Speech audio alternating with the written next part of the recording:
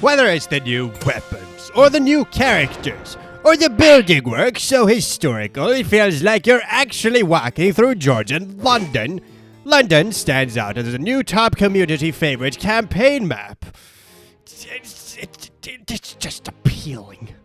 The challenging sniper segment, the creative objectives, oh. And we can't forget about the LODSOFEMONE.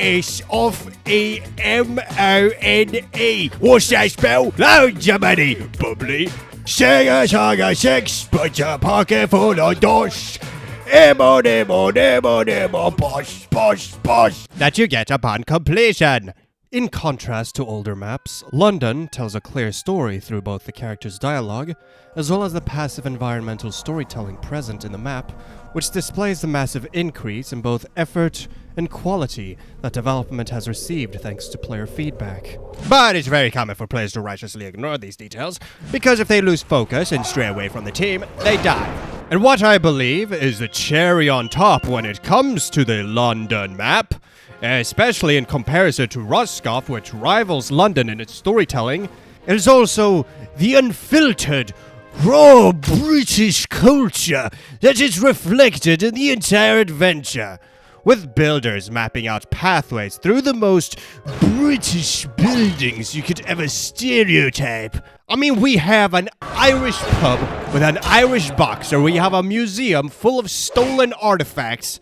Yeah, we have greedy upper-class authoritarian positions betraying everyone. Yes, very British indeed. Very British. Every miniature segment of the two-part campaign map contains just a tiny bit of lore that, when combined, create an underrated masterpiece.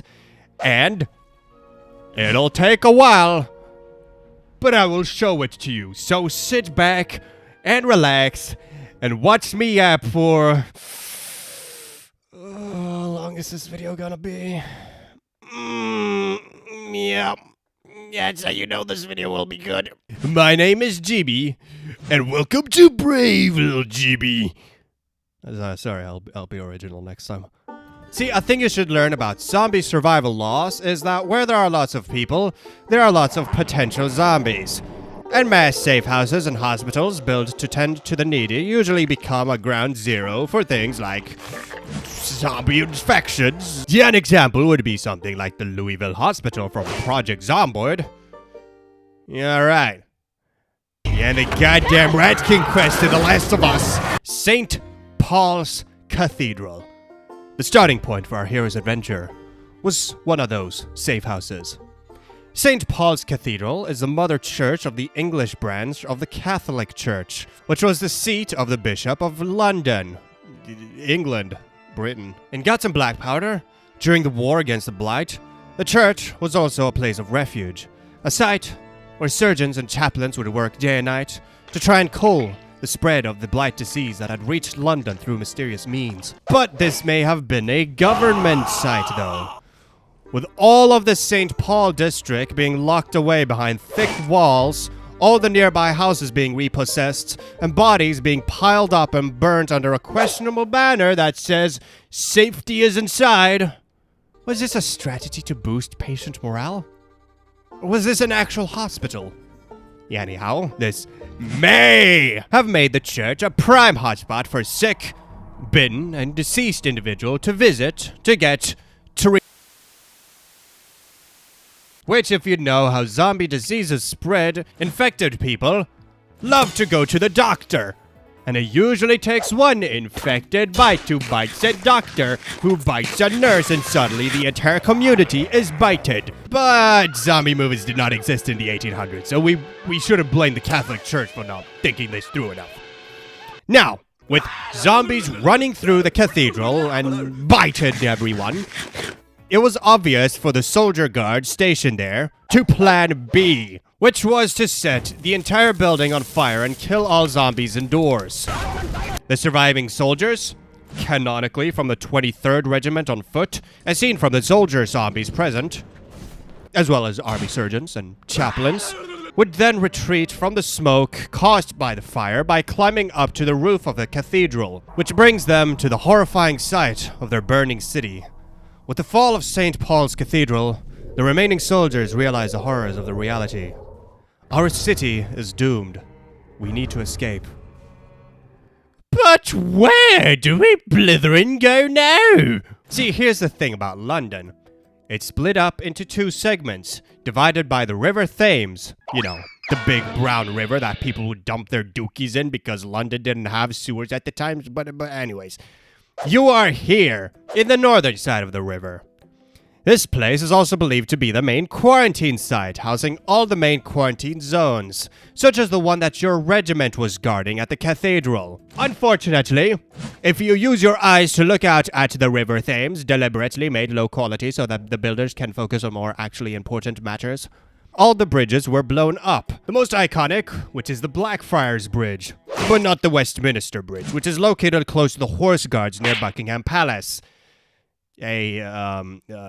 Iconic tourist hotspot, I think. But to be able to cross the Westminster Bridge and avoid getting shot by the red coats protecting the bridge, our heroes would need government permission to get there. So, our heroes decide to regroup with their army at Horse Guards, a government military building which contains the Horse Guards Regiment. The London Horse Guards were basically British noble cuirassiers. They were nicknamed the Blues from their, blueness. But for some reason they weren't added to the game as a playable regiment. I mean, it makes sense. Why would a horse guard be guarding St. Paul's Cathedral? But may I tell you that these soldiers are screwed no matter what they do? By letting St. Paul's Cathedral fall to the infected, these soldiers single-handedly failed their objective, which is considered betrayal to the king. In order to survive, they have to get out of quarantine London before nightfall. You see that remarkable sunset? It's not gonna be there forever. And in order to get out of London before they get trapped with the zombies, they need to prove to their country that they're still fit to serve the crown, despite their desertion. Yeah, it's all confusing at first, but I'll get back to it once the story gets to that part. Fun fact, midway through the cathedral obby, I didn't actually get this at first, but there's actually a secret scribbled into the walls. It reads 1705. 1705, 1705 is a year in which a lot of stuff happened. For starters, there was the Alien Act of 1705, where the British people got scared of Scotland passing a security law and decided that the Scots were now aliens. Disliked foreigners. Sci-fi didn't exist in 1705. There is a secret passcode. That's for you to figure out. Yeah, anyways, after doing an obby where more players seem to break their legs more often at the platforms than the big scary looping staircase, our heroes managed to get out of the burning cathedral. Yeah, St. Paul's Cathedral was a prime hotspot for the Blackpowder's quarantine because the front yard, which proudly displays the beautiful Queen of England, with her head shaved and shiny to prevent pornography. Yeah, the front yard of the cathedral was both large, flat, and well fortified with defensive metal gates surrounding the premises, which let doctors do their work with mitigating the blight infection without the risk of zombies escaping. Sick patients would be transported on stretchers, where they would undergo the operation of having their infected part. Then, the infected limb, or the whole patient if they died or considered untreatable, would be subsequently taken to the corpse pile and subsequently kindly burnt. A very simple and painless process. There are also barracks with soldiers present at the place, which was necessary for security, because at any moment these corpses could race. This may have also been the temporary beds of our heroes, but a lot of the zombies present at the front yard were officer zombies. For some reason, hats are left on the peaks of these tents, which may display mutiny. Or the fact that it's a really nice place to put your hat on when you go to bed. Either way, our heroes are mutineers nevertheless. With quarantines being in effect, London was split into blocks, with the Ludgate block guarding the St. Paul quarantine zone, Temporary blockades were constructed with stationary rifles and guards guarding the borders of the streets. This would halt carriages and public transport, which would halt the economy. Like COVID, the Ludgate border was more fortified from your conventional quarantine border, because this border was tasked with defending the rest of London from the infected that could spill out from the cathedral at any moment. Blockades were put in place to slow the infected down, while gunners used their guns to pick off the zombies who strayed in. And this quarantine mitigation strategy was so successful that it became a pain for our heroes to clear out to be able to advance through the streets. Fun fact, this building right here is now a McDonald's in real life. To call quarantine and secure additional reinforcement from the blight, houses that neared streets would be repossessed temporarily by the government under the Homeland Defense Act of 1814. There's actually no such law in real life. This law was come up by the government to legally justify their quarantine treatment of their citizens. If you look closely, you'll see that the government never specified any existence of zombies. This is very closely linked to how the government deals with zombie apocalypses in modern era set fiction. The government knows that if their citizens discover that their infected loved ones who mysteriously disappeared into quarantine are turning into zombies from the disease attacking their town, the citizens will revolt and literally make the entire pandemic way worse. The whole St. Paul's block alongside the cathedral may have been repossessed and hidden away from the common citizens, with airlocked walls surrounding every street and entryway surrounding the cathedral, where if a corpse wagon wants to get into the quarantine zone, one doorway would always be closed shut. Airlock physics, I guess. But it surprisingly highlights the British government's efficiency with mitigating this plague. Not like what they did with COVID. This is further demonstrated by the second, more fortified wall protecting the cathedral, with literal spikes protruding from the wooden doorway facing the cathedral. The British learned that zombies were stupid enough to walk into spikes, so they incorporated it into their fortifications to prevent the quarantine zombies from escaping. Too bad some cowards didn't do their jobs properly, and now London is doomed. Our heroes are unable to open this door, so they have to take a detour in what seems to be a Georgian British equivalent to a modern manga cafe. A library. Well, why didn't I say that first? After climbing through the roof and onto an adjacent building, we reach a survivor house. Turns out, there is a rare chance for a survivor zombie to spawn here, with an iconic survivor's backpack and bandages. We know it's a survivor house because they have salvaged toilets to use as water collectors. Because people pissed in pots back then. We reached the first respawn point in the game. The reason why this respawn point exists is because things are gonna get really hectic in the next objective. Surprisingly, what was located at Ludgate Block next to the library was... Holy crap, it's Bubbles' old shop. The weapons have been relocated, but the cannon is right there. Bubbles is the shopkeeper that was added in one of the best updates this game could ever receive, who sells you unique weapons that you can buy with the Frank Heffley coins you get when completing maps. Surprisingly, his house is extremely detailed, to the point that it can impress my old history teacher. And his toilet is, yeah, you throw the dookie out the window. It's one of those toilets. London didn't have a sewage system until the 1860s. Like Brexit, with the 1814 Homeland Defense Act, there were masses of people who disagreed with this law being instated. Which is obvious, because the government takes away your rights and doesn't tell us why. Yeah, before the pandemic reached its martial law stage, most commoners didn't know that people were turning into zombies. Did I forget to tell you that?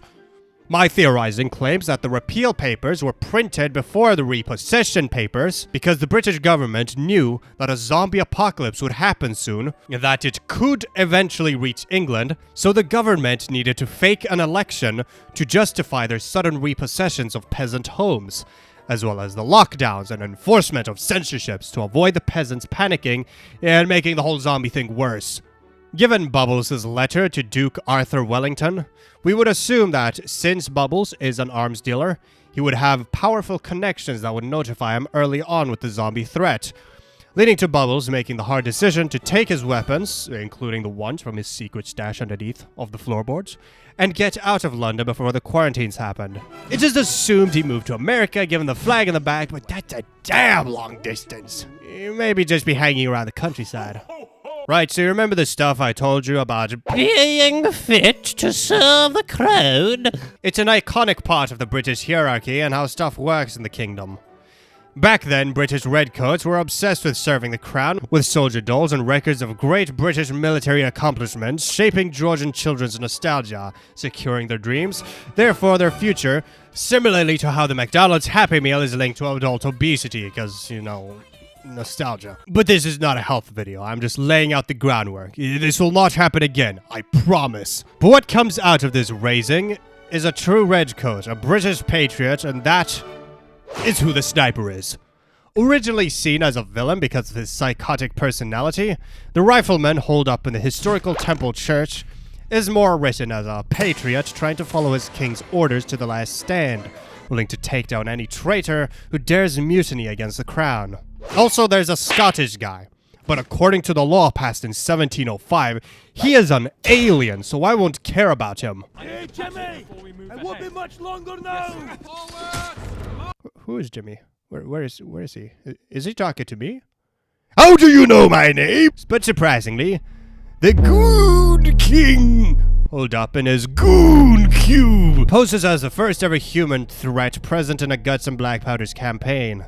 It is assumed that the Gooner, with his Goon crew of gooning gooners, was ordered to take refuge in a high position to pick off any infected present in the area. But his squad's officer decided that London was going to fall anyway, so it would be best to, you know, take refuge at the horse guards. Yeah, this is what happened to him. Oh boy, I tell you, these Britons are as politically stubborn as Americans, who are technically Britons. The reason why the Gooner can reload his Goon guns so fast is that he has his Goon crew reload the Goon guns for him. This was an actual military job in Georgian times. By switching guns, the Goon King can goon much faster. Yeah, in order to survive this segment, you need to play red light, green light. You are allowed to move for a brief moment after the Goon King fires, but then you need to immediately take cover.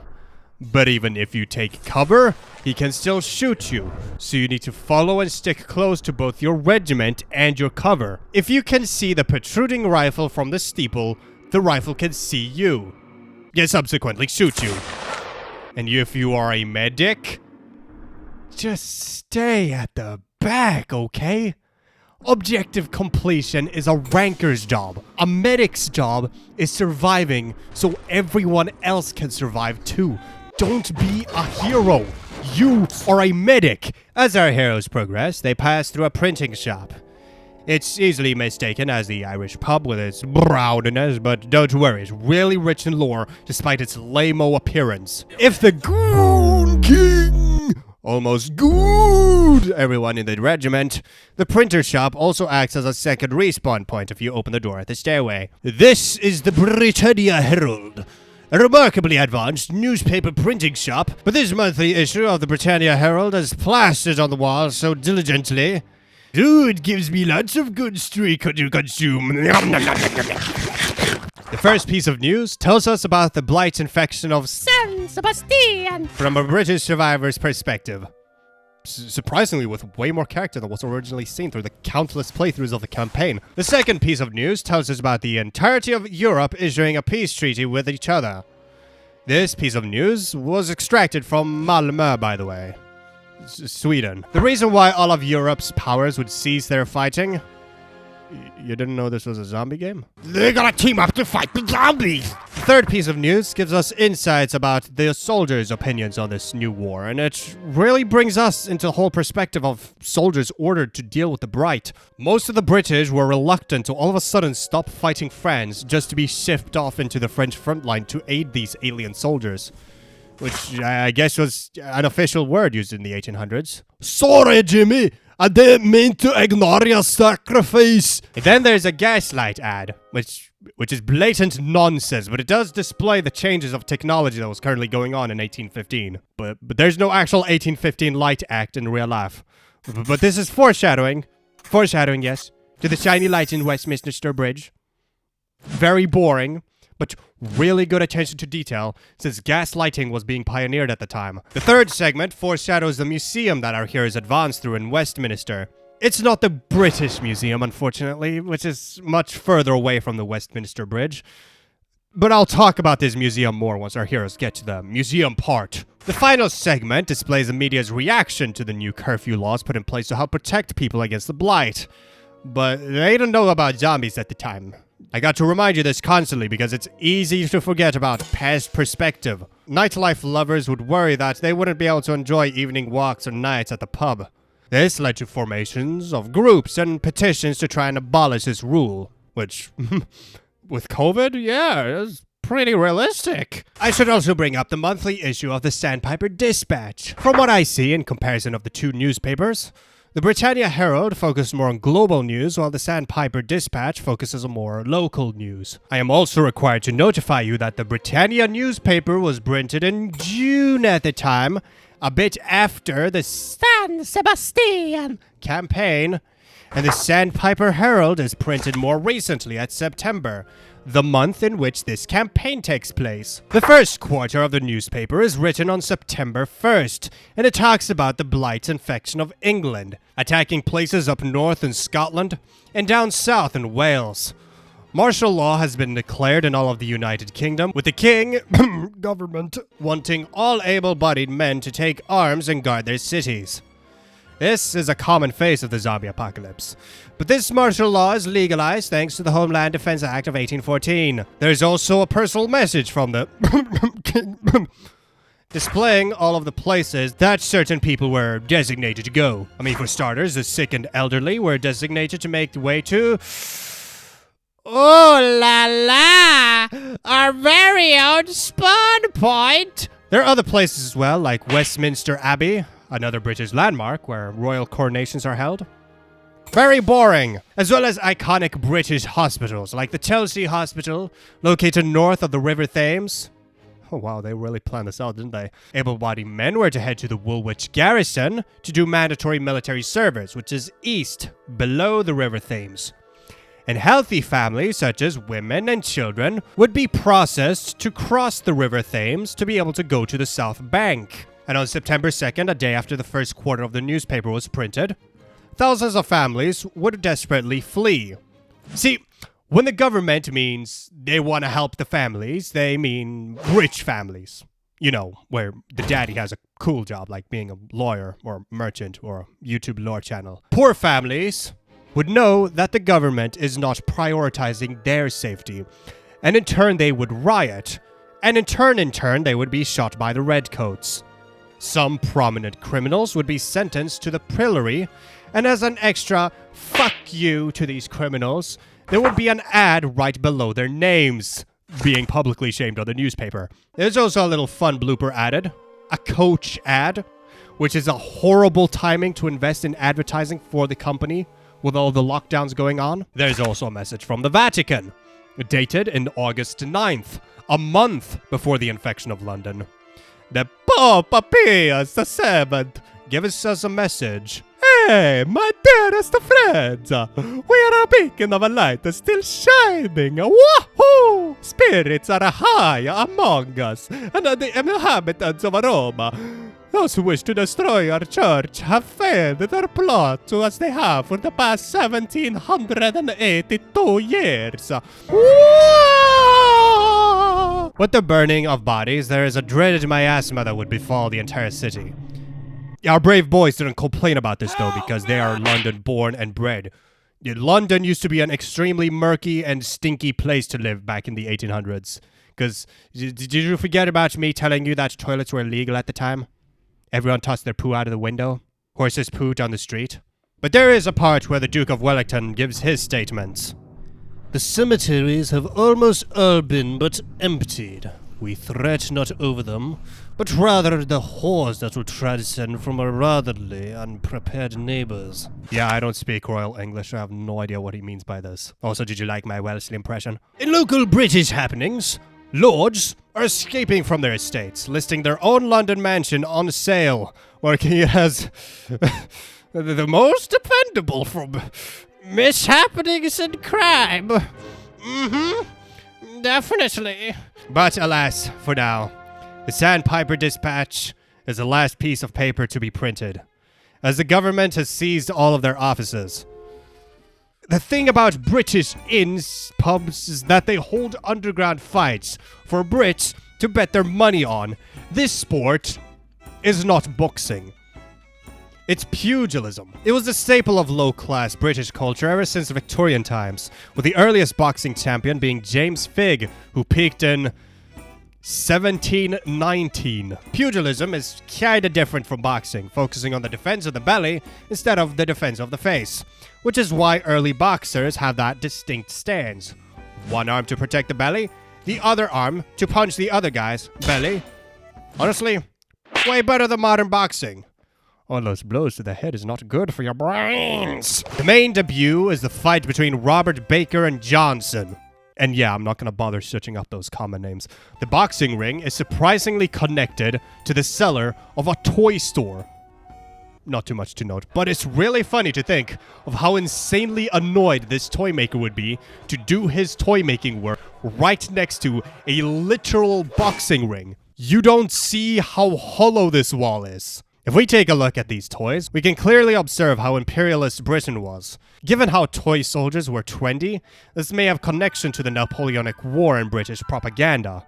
We have model guns, ships, cuirassiers, and hats, and a new lineup of toys depicting the new war against the undead, clearly lined up so passerby children can see the new trendy toys. But not anymore. The barricading work is surprisingly shabby for a shopkeeper who spends all day on his hands. Yeah, nah, this toy store actually reflects all of our past adventures.